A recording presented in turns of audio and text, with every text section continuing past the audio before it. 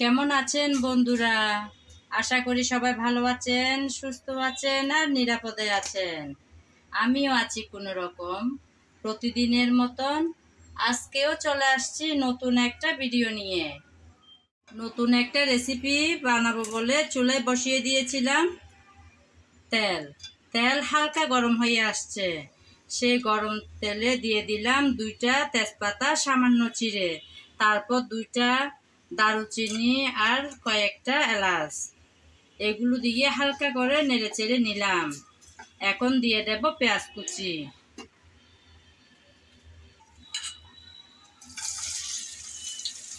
বন্ধুরা, আজকে কি রান্না করব সেটাই তো এখনো বলা হয়নি। হ্যাঁ বন্ধুরা, আজকে রান্না করব চিকেন। আমাদের প্রায় সবার ঘরে ঘরে কিন্তু কম বেশি চিকেনটা প্রায় সময় রান্না করা হয়, কেননা বাচ্চাদের বেশি প্রিয় বলে। তো রেগুলার কিন্তু একটা জিনিস খেতে খেতে মাঝে মধ্যে একদম বোরিং মনে হয়। যদি রান্নার মধ্যে একটু ভিন্নতা করতে পারি না, তাহলে মনে হয় বাচ্চাদের চাহিদাটা একটু বেড়েই যায়। তাই আমিও আজকে রান্নার মধ্যে সামান্য ভিন্নতা দেখাবো। আমি তেল দেওয়ার পর তেল যখন গরম হয়ে গেল, গরম তেলে এলাচ, দারুচিনি আর 2টা তেজপাতা দিয়েছিলাম। হালকা করে নেড়ে দিয়ে তারপর পেঁয়াজ কুচি দিয়েছি। এখন পেঁয়াজ কুচি নেড়ে চেড়ে হালকা করে ভেজে নেব। হালকা করে নেড়ে চেড়ে ভেজে নিলাম। এখন দিয়ে দেব আদা বাটা আর রসুন বাটা। আমি আদা রসুন একসাথে বেটে রেখেছিলাম, ওখান থেকে কিছুটা পরিমাণ দিয়ে দিলাম।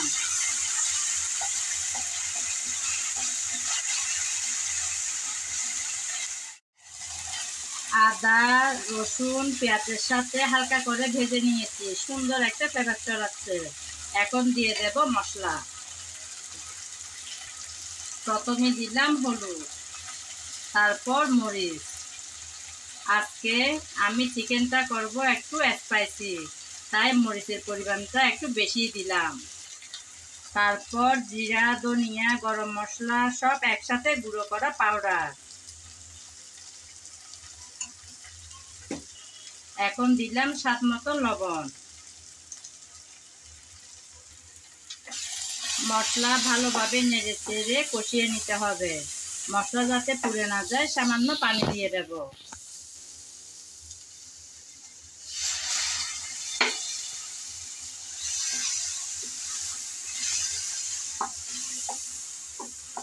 সামান্য পানি দিয়ে নেড়ে চেড়ে ভালোভাবে মশলা কষিয়ে নিতে হবে।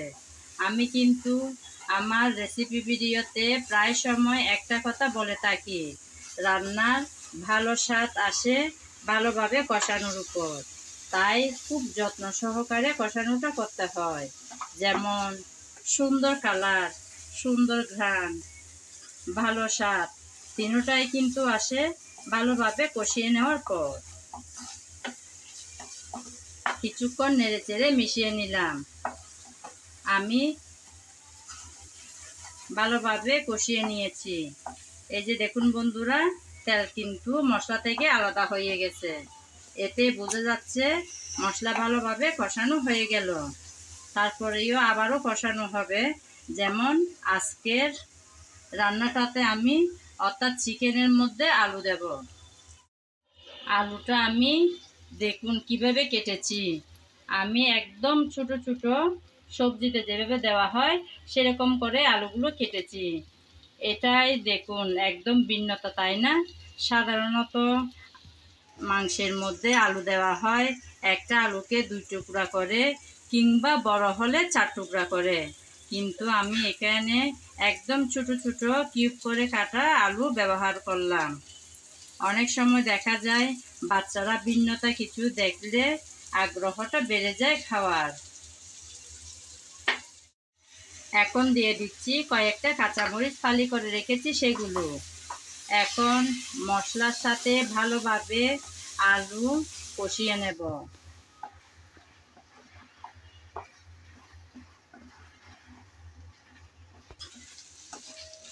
ভালোভাবে নেড়ে চেড়ে আলু কষিয়ে নিতে হবে। আমি তো কিছুক্ষণ নেড়ে চেড়ে একটু কষিয়ে নিলাম। এখন দিয়ে দেব টমেটো কুচি। আমি একটা বড় সাইজের টমেটো কেটে রাখলাম, সেই টমেটোটা দিয়ে দিলাম। টমেটো, আলু, কাঁচামরিচ সব একসাথে দিয়ে একদম ভালোভাবে নেড়েচেড়ে কষিয়ে নিতে হবে। আমি তাই করলাম। এখন ডেকে কিছুক্ষণ আবারও কষিয়ে নেব। ডেকে দিলাম 5-6 মিনিটের জন্য।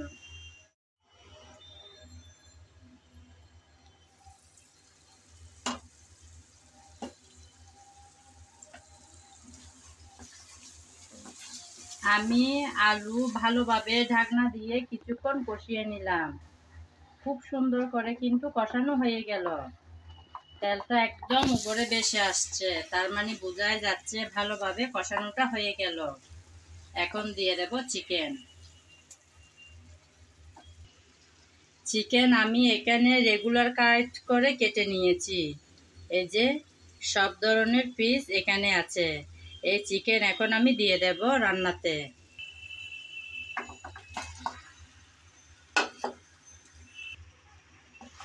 চিকেনটা দিয়ে আবারও নেড়েচেড়ে ভালোভাবে কষিয়ে নেব।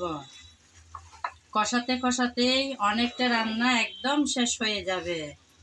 এই কষানোর উপরে কিন্তু রান্নার ভালো স্বাদটা আসবে।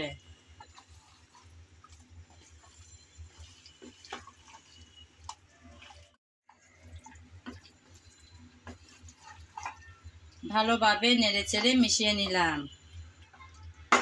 এখন ঢেকে দেব কিছুক্ষণের জন্য, যাতে ভালোভাবে চিকেন আলুর সাথে কষানো হয়।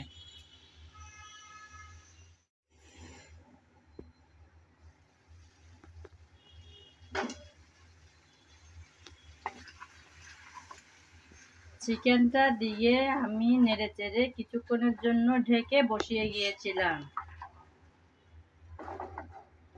চিকেনটাও অনেকটাই কষানো হয়ে আসছে।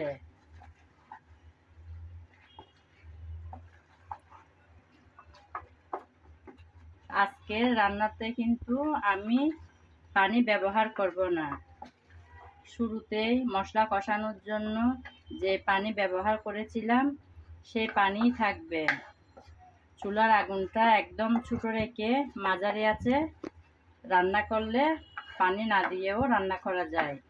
পুড়ে যাওয়ার কোনো সম্ভাবনাই থাকে না। ঢাকনার পানি দিয়ে যে পানি হবে সেই পানি দিয়ে রান্না করে নেব আজকে চিকেনটা। আমি নেড়েচেড়ে কিছুক্ষণ আবারও মিশিয়ে নিয়েছি ভালোভাবে। আবারও 8-10 মিনিটের জন্য বসিয়ে রাখলাম।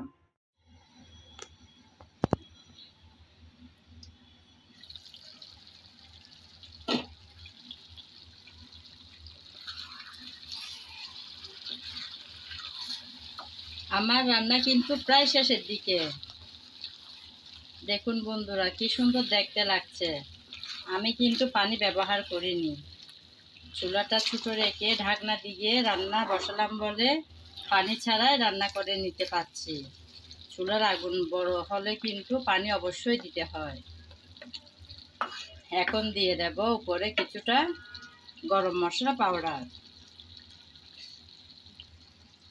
কিছুটা গরম মশলা পাউডার ছড়িয়ে দিয়ে আবারও 3-4 মিনিটের জন্য ঢেকে বসিয়ে রাখবো চুলার উপর। আমি গরম মশলার পাউডার দিয়ে একটু নেড়েচেড়ে মিশিয়ে দিচ্ছি, যাতে সবখানে ভালোভাবে মশলাটা ছড়িয়ে যায়।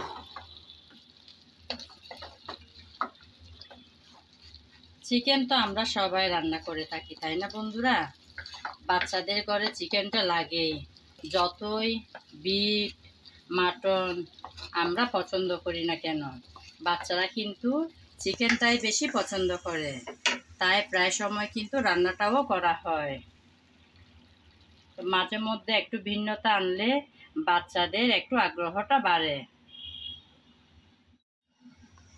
আমি আবারও কিছুক্ষণের জন্য ঢেকে দিলাম। ফিরে আসবো কিছুক্ষণ পর।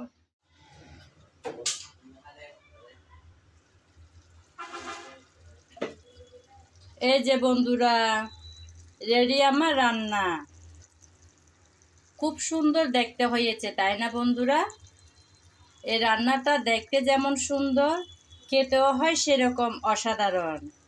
এটা এতটাই মজার যে সাদা ভাত, পোলাও, বিরিয়ানি কিংবা রুটি পরোটার সাথেও কিন্তু দারুণ লাগে খেতে।